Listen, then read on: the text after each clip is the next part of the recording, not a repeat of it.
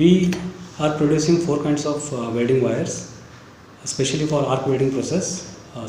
It is MIG welding wire, TIG wire, SAW wire and first core wire.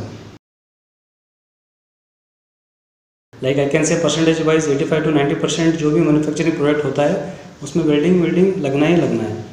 So the scope and the demand in this field is very much high.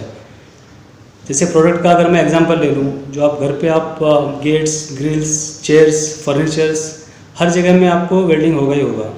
अगर हम automobile sector में आए तो 2 wheelers, 4 wheelers, हर जगह के लिए आपको welding होना ही होना है. किसी भी पार्ट को ज्वाइन करने के लिए वेल्डिंग लगेगा ही लगेगा. कोई भी फ्रेम करने के लिए, किसी भी स्ट्रक्चर को करने के लिए, एट एनी इंफ्रास्ट्रक्चर, बिल्डिंग्स के लिए, ब्रिजेस के लिए, हर जगह पे वेल्डिंग लगना ही लगना है. There is very much importance of welding.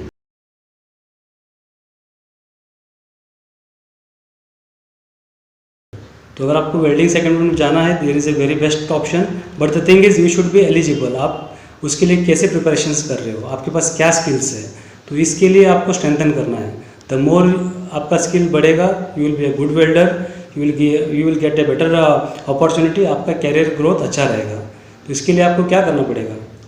The most important thing is आपको जो उसका ब्लूप्रिंट होता है, किसी भी प्रोडक्ट का ब्लूप्रिंट होता है, उसका डायग्राम को आपको रीड करने के लिए इजीली अंडरस्टैंड होना चाहिए, आपको आना चाहिए. तो इसके लिए आपके जो इंस्टीट्यूशंस है वो आपको ट्रेनिंग प्रोवाइड करते हैं. तो मोस्ट इंपॉर्टेंट थिंग इसका वही है कि आपको ब्लूप्रिंट और जो डायग्राम है प्रोडक्ट का वो आपको रीड करने के लिए आना चाहिए.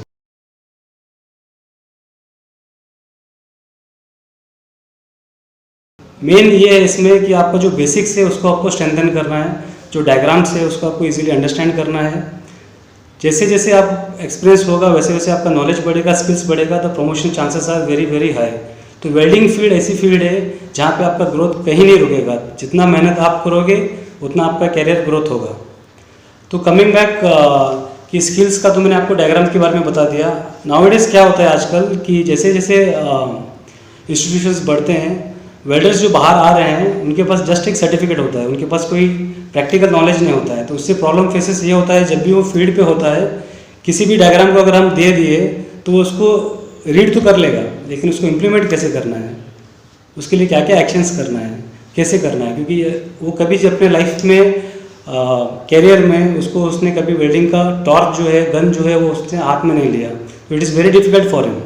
तो आप इनिशियल स्टेज में जैसे जैसे आपका ट्रेनिंग होगा उस समय में ही आप वेल्डिंग करना शुरू करोगे, आपको प्रैक्टिकल नॉलेज रहेगा. तो ये जो इश्यूज़ आजकल हो रहे हैं वो नहीं होंगे. यानी आपको प्रैक्टिकल नॉलेज है तो आप इस कैरियर में बहुत अच्छा कर सकते हो. जैसे जैसे आप स्किल्स बढ़ाते रहोगे वैसे वैसे आपका ग्रोथ भी बढ़ेगा.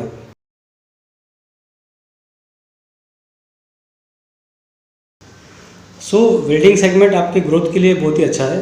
The basic things you need to follow. The safety wise it is very important. जब भी आप अपने शॉप फ्लोर में होते हो, वर्क फ्लोर में होते हो, तो आपको सेफ्टी प्रिकॉशंस जितने भी है वो आपको फॉलो करनी पड़ेंगे. पीपी आपको वेयर करना पड़ेगा. जैसे कि वेल्डिंग में मोस्ट इंपॉर्टेंट क्या है कि आपका जो आई और फेस शील्ड है वो आपको यूज़ करना पड़ेगा.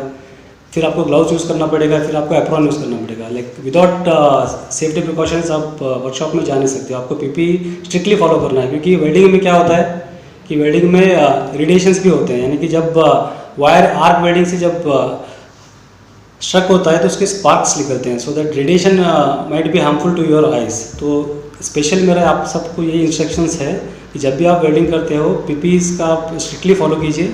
Without PP don't go for welding.